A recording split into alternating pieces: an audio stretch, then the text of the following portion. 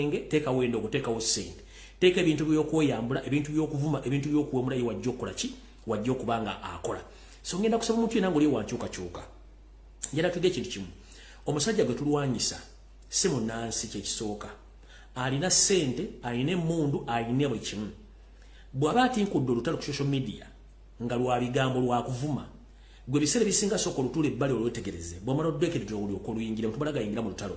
kubanga tuba twongezayo kikyabayagala okukwata midiyo giteeka mu ntalo ekintu ekinjala tukyegendereze nnyo tusooke tuve mu ntalo zino tutunde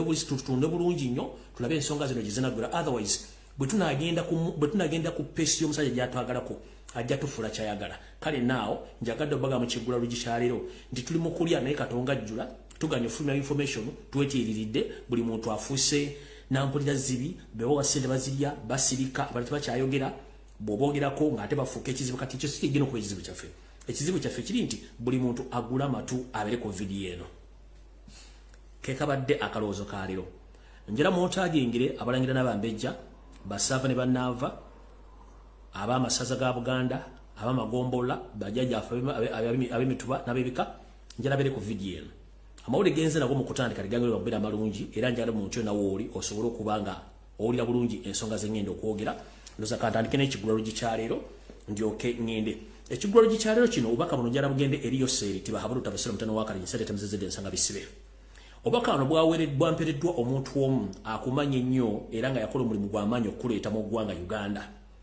ng'akuŋŋaanya obusaale akuŋŋaanya buli kimu ekyakozesebwanga mu kuyamba gwe ng'omuntu naye ate nomala nobeefuulira yabuwandiise mu luzungu naye njagala bwogera mu luzungu ate nga bwembuza mu Luganda mu kigula lugikyalira buno obubaka bugende wo Museveni then ndyokengere ku information yandeese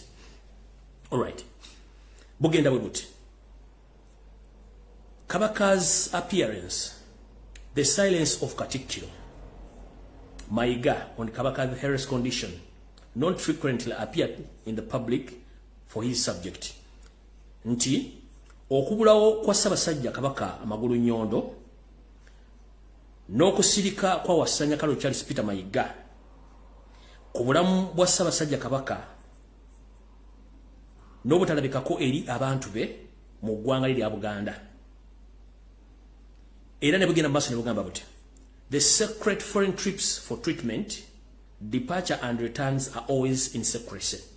agamba nti era okulawo kwa Ssaabasajja Kabaka okulabikako eri Buganda wepo n'okufulumizibwa ng'agenda okufuna obujjanjabi mu ngeri ey'ekimpukumpuku era n'okukomezebwawo mu ngeri y'ekimpukumpuku okuddizibwa okuwaaba obwe nga teri ategedde bimulumya omutwe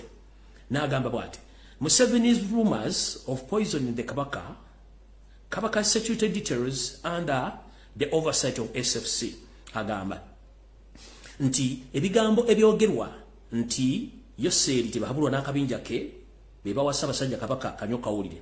okukyusa ebyokwendebe Ssaabasajja Kabaka nibiddizibwa abasajja abakambwe abatujju aba SFC abatuusi nagenda maaso n'agamba Museveni desire to destroy Uganda and their kingdom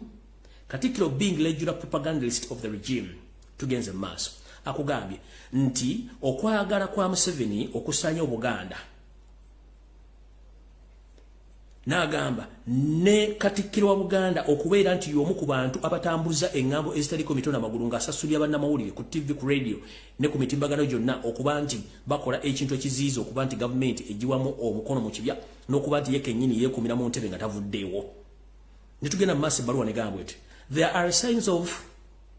handwriting on the walls many are not reading Museveni's evil designs bagambye nti ebyobuliro bungi nnyo obulaga ebyo biwandiikibwa ku bisenge nti era ebisoma nti Museveni n'ebikolwa bye byeyetegekedde obulungi byeyekoleredde abantu batateekako maaso tugenze maaso Museveni remember in your efforts